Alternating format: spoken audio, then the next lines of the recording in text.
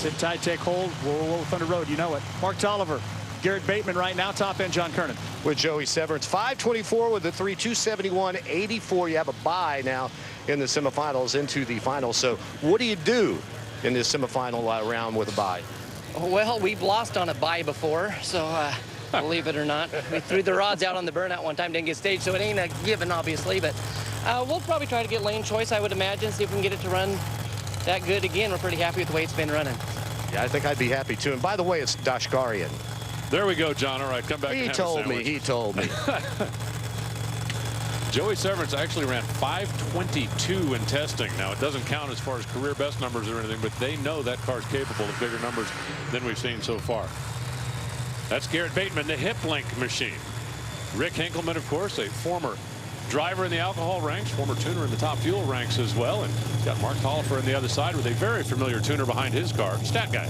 Garrett Bateman, by the way, is going to Bonneville next week, hoping to go 300. He's already been 261 there in a stock-bodied Barracuda, 67 model. Got to get there.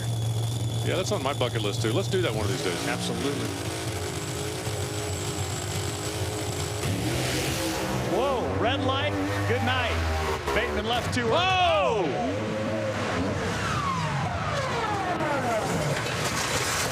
Mark Taliaferro obviously did not see the red light. That thing smoked the tires, got sideways, and oh, what a crazy ride. Right now, he is very glad that Garrett Bateman got off the throttle, or that could have been a disaster.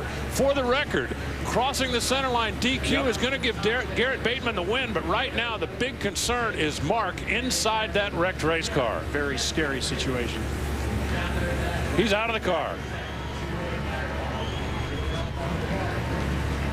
Well, that is good news indeed, as you hear the crowd applaud him for getting out of that race car safely. That one got away quickly, and that's usually how it happens. David, you and I follow vastly different types of racing, not just the NHRA Championship Series out here. And we all know the single most important job a race car has nothing to do with winning races, has nothing to do with setting records. Protect your driver if something goes wrong, and that car did it. It looked like there was a problem on the right side of that car almost immediately.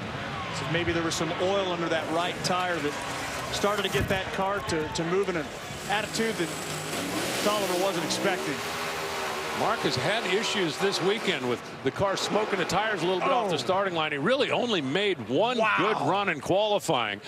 Smoked him again early, and we're going to watch this again in slow motion. It's not going to get any prettier. That K-rail where that chassis hits the car, watch it bow out right there.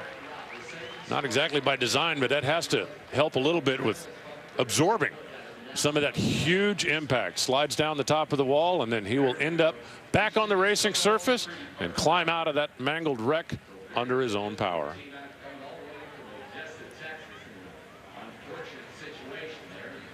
Coming at you here from our come-go shot. I imagine we're just a moment away from losing a camera. Wow! Oh, my goodness. A huge wreck, and the race car absorbing the energy. The dragster chassis are designed to break away in front of and behind the driver. Right there, obviously, taking the fuel line apart and adding a little oil to the fire as well. Those super slow motion cams really make this into a scary looking event. But the best news of all, Mark Taliaferro climbs out of what is a very scary, very serious incident here at Pacific Raceways. It gives us a moment of pause. We'll be back in just a bit.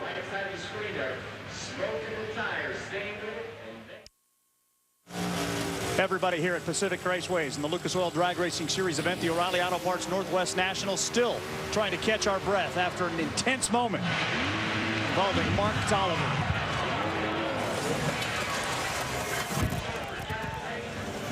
What I think is the worst part about this, Dave, is I'm sure he did not see the red light, didn't recognize the fact that the race was already over. He just didn't see anybody out in front of him and trying to stay on the gas. Good news, all the safety equipment did its job, and Mark Taliaferro is out of the car, ready to be interviewed by John Kernan.